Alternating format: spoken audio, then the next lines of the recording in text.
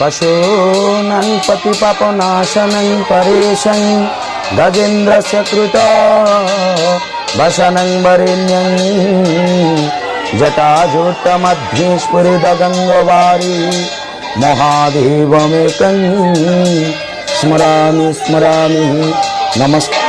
मकर संक्रांति यही पीठ बराड़ बालुकेश्वर पीठरे किपरि पालन करा जाए, ये मकर बेढ़ा किपरि एठारे प्रतिपालन करा जाए, ये मकर बेढ़ारे भक्त मान किपरि भाव में सहयोग करती ता संपर्क में आलोचना करवा। यही पीठरे एबे आरंभ हब मकर जात्रा मकर बेढ़ा।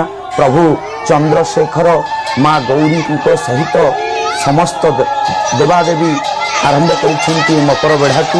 यही मकर बेढ़ारे जो भक्त सामिल हुअन्ति, जो भक्त या नेत्र रे देखती, जे या कर्ण रे शुणती से पवित्र हुअन्ति। कहीं आज्ञा ये चंद्रशेखर को दर्शन कले जमदंड भी लगेनि। चंद्रशेखर चंद्रशेखर चंद्रशेखर पाहि माम, चंद्रशेखर चंद्रशेखर चंद्रशेखर रक्ष माम। हर हर महादेव शब्द ध्वनि हरिबोल हुलहुली घंटुआ घंट बजाऊँची, काहालिया सेवायत काहाली बजाउछंती, छता धरुची, चामर चलुची, आलट अच्छी छता अच्छी समस्ते अच्छी भक्त अच्छी। ए नवांक बेढ़ा बुलुची, ए मकर बेढ़ा होची। यही बेढ़ारे जो भक्त सामिल होते तांकर सकल दुख हरण हुए, सकल पाप मोचन हुए, नवग्रह दुष्ट ग्रह खंडन होता है।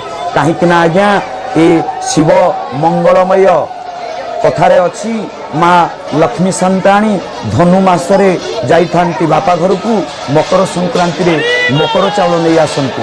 तेणु ये सूर्यंकर उत्तरायण मार्ग, यही मार्गरे यही पीठरे बराल बालुकेश्वर पीठरे यह अत्यंत आनंदर सहकार अत्यंत चमत्कार सहकार या पालन करा जाउची। आपण माने देखुथिबे भक्त मान केते उत्साह सहकार अछंती। बड़ अंश सेवायत मकर हांडी धरी बुलुछंती, भक्त माने बुलुछंती, समस्त सेवायत उपस्थित अछंती।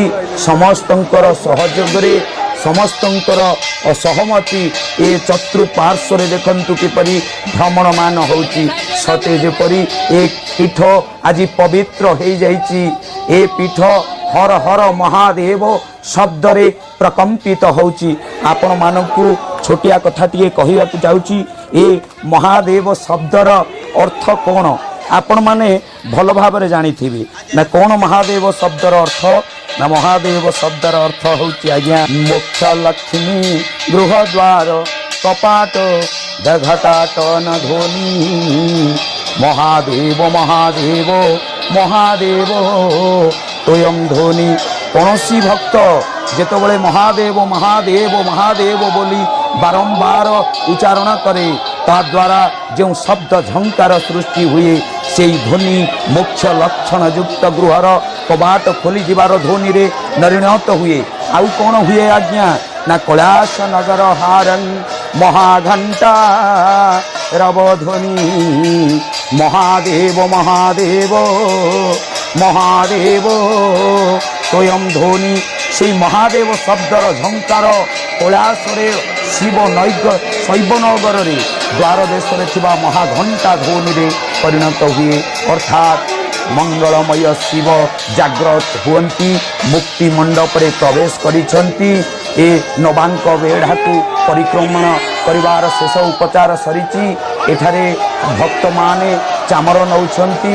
ये चामर प्रदान द्वारा ये मकर प्रसाद द्वारा आज ये मकर अत्यंत ये व्यंजन अति सुंदर भाव तैयारी करा जाय थाए। कौन अरुआ चाउल चीनी बा आपण मानकर नड़िया छेना सर ये समस्त व्यंजन को एकत्रित करी एक रसमय चकटा अमृतमय चकटा महाप्रभु को अर्पण करा जाए।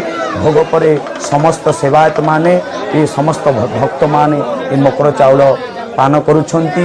एहाकु जे पान करिवो ताहा सकल दुख हरण हब, सकल रोग हरण हब।